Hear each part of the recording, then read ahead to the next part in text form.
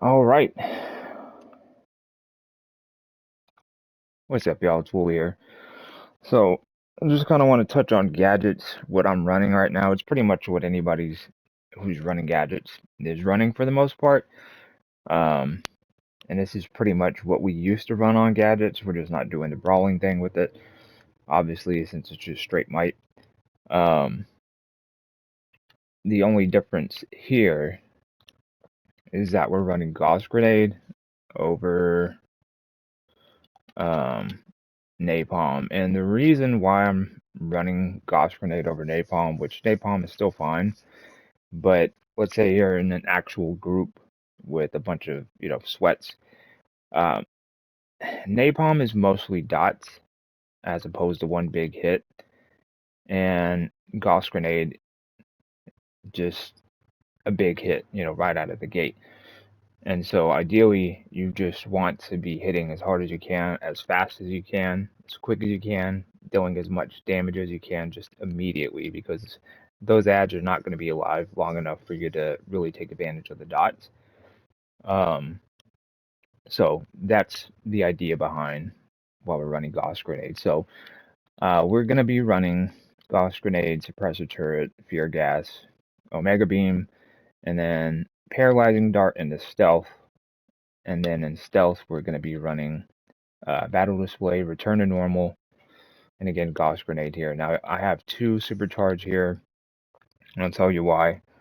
The main one that we run is Asphyxiation Gas. We have Neo Venom in there because with these mods, right? And then especially if you swap Scrap in there too. There's a lot of times where you're going to be able to pop Asphyxiation Gas, and then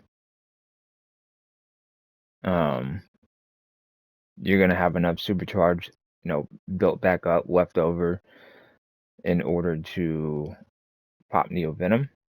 So if you have Flute and EOG, it's good to swap in both of them.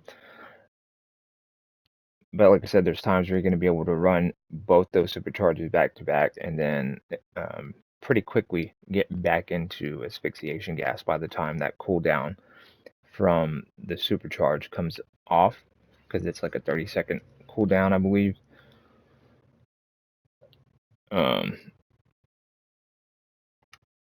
Let's see. Yeah, and especially if you have, like a 10k EOG healer in there. So that's the idea behind it. Plus, if it's pretty easy to swap Flute with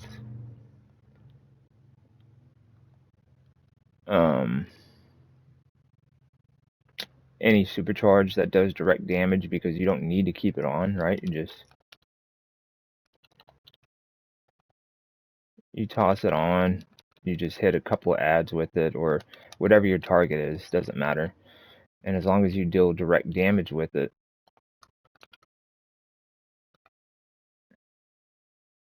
if it's leveled up enough, you see what I mean? Without it even being on, it's still active for I think like 20 seconds. So you have 20 seconds to where you can use it. So obviously if you have Gemini, you can stack it with it and get double the damage out of it if you're sweaty enough, right? And so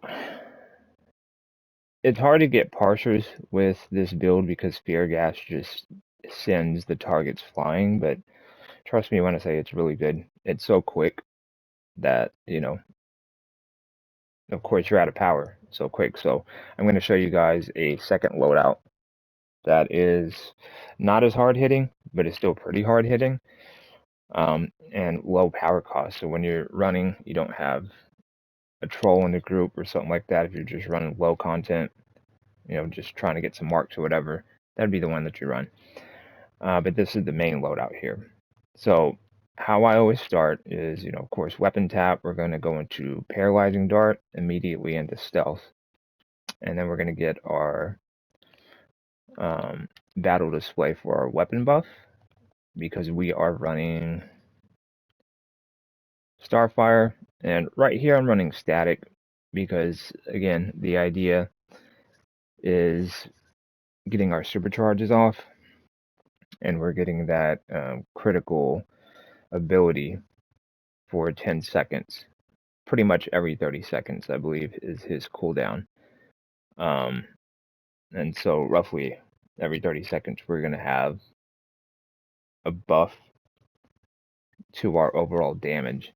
So run whatever you want there, but primarily you really want Starfire on here to get that might buff. So if we take a look at a might right here, 422,000. You know, I'm not buffed at all, no current effects, so no nitro, no omega or ultimate or anything like that. So again, we are at 422,000, and if I go into battle display, we're at 456,000. So my Starfire is at level 8. You can see there we get a 5% might buff. Obviously, I have enough ally favor to pretty much max her out, I think, but I don't have the stuff for it. So how this runs, let me walk you through it kind of slow here. So we are going to start with paralyzing dart, and we're going to go into stealth, right? And then you can't always get Gauss Grenade off. You just have to time it perfectly. And then we are going to hit Gauss Grenade, at which point we jump cancel turret. And as we come down, we hit fear gas, so we stay out of it, because if you hit fear gas, you're kind of stuck in it. But if you use it while you're jumping, you cancel it. So and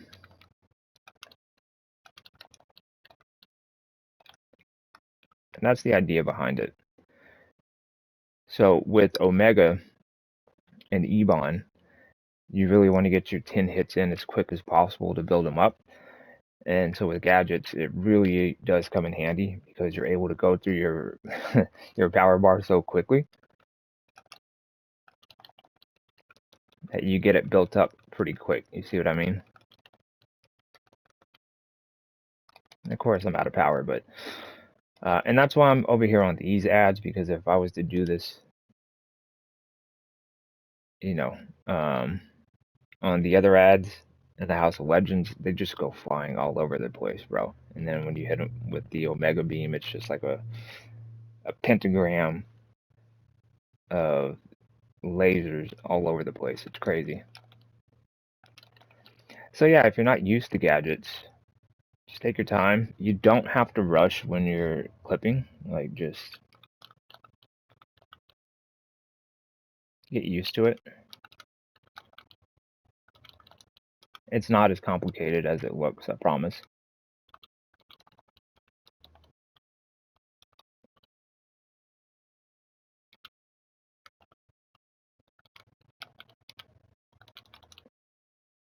So that's the idea behind it. You know, one more time, I'll walk you through it. So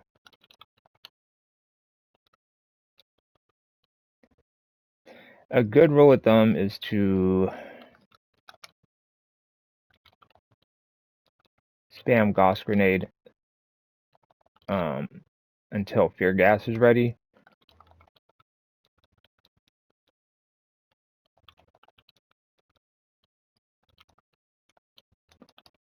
And there you go.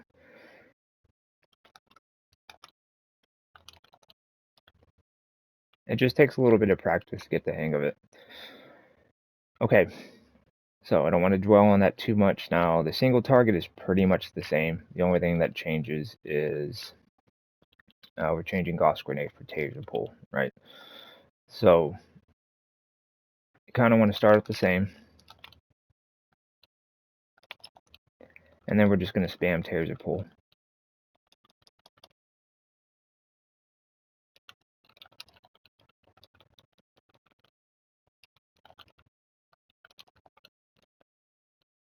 And that's it. It's just the same thing. And same allies here, other than changing Cyborg for Crypto. Now, Blue Beetle, I would probably use Blue Beetle over Cyborg if he was leveled up a little bit more. Mine's only level 7 for AoE. For AoE, I would probably use him. The only differences are situations where Cyborg may be better. Because like I said, if you're in a group full of sweats, Blue Beetle takes a second to attack when he comes out, where Cyborg is just like immediate. So it's situational where he's going to come in handy. He'll probably do the most damage, but he just takes a minute to do that damage. So Cyborg is always dependable for AoE. That's why I usually kind of stick with him. So, okay, let's dive into the more chill gadgets loadout, and this is what I run a lot of the time in normal content because I don't always feel like being a sweat. So we are going to actually keep our turret out to compensate for not having those extra swaps. We're going to clips, because we want to kind of offset and mitigate the loss of some of that damage. So you're still going to hit hard with this loadout, just not as hard as full-on clipping, because we're really only doing these 3 right here. So how this runs is Gauss Grenade, we're using Stealth here, and then Fear Gas. And then, of course, we keep our turret out. We keep our Supercharge out. Because, again, the idea behind this is we don't want to waste as much power. You want to play a little more casually with it. So when you go into Stealth, that's where everything's pretty much the same. Battle Display, Return to Normal, Gauss Grenade. You do need to have turret in here, because if you don't have him in here when you come out of Stealth, if you have him equipped but you don't have him in Stealth, he'll disappear and you'll have to resummon him. So you do want him in your Stealth. Okay.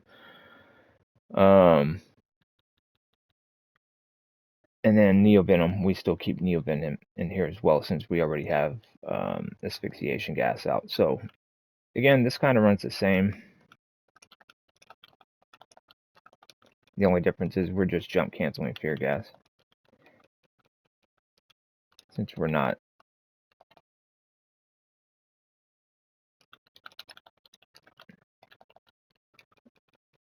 clipping turret.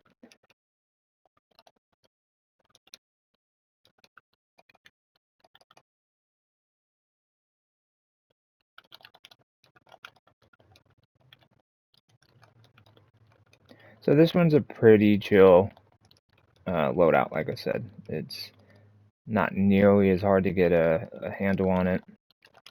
If you want to play gadgets and you don't want to do heavy clipping, this is a good way to go. The single target is going to be slightly different with this one, and I'll show you. We are going to be actually running heat vision.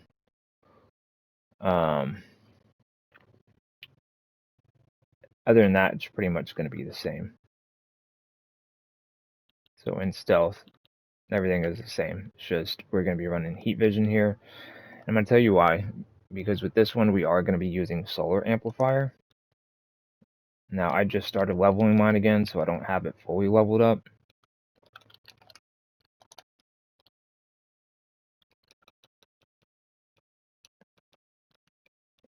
we're going to be spamming taser pull.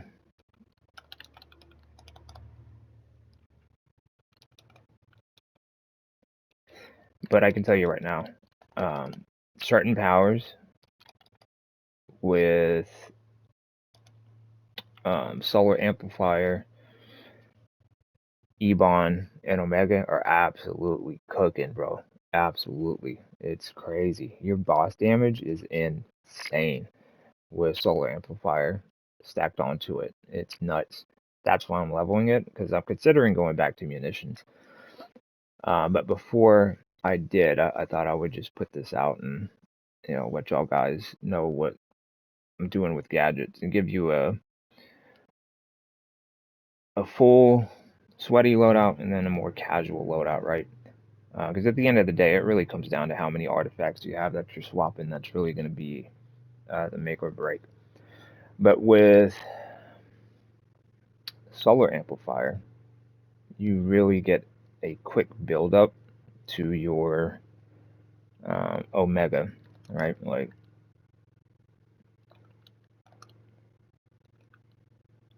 you can see it builds up so quick. So again, that's the idea behind Omega and Ebon, is you want to build them up as quick as possible. So dots really aren't the way to go. It's just quick burst damage. That's just kind of the meta right now. As far as the artifact, you already know it's transformation card, Omega, Ebon, and then swaps of your choice. Now I got rid of all my swaps in order to level up Ebon and Omega, so I'm having to go back and get them back. It is what it is. I'd rather have those at 200 and then work my way back up to my swap. So I'm not going to complain about it. But that's it, guys. That's the loadout. And, well, all the loadouts there. So if you're new to the channel, consider sticking around. If you've been with me, as always, I appreciate it. If you want to switch to gadgets, it is pretty fun. I'm not going to lie. It just gets the job done. And it's up there for being able to just dish out insane damage right off the bat. So, anyways, guys, I will catch you next time. Wooly out. Drink some water. Happy New Year.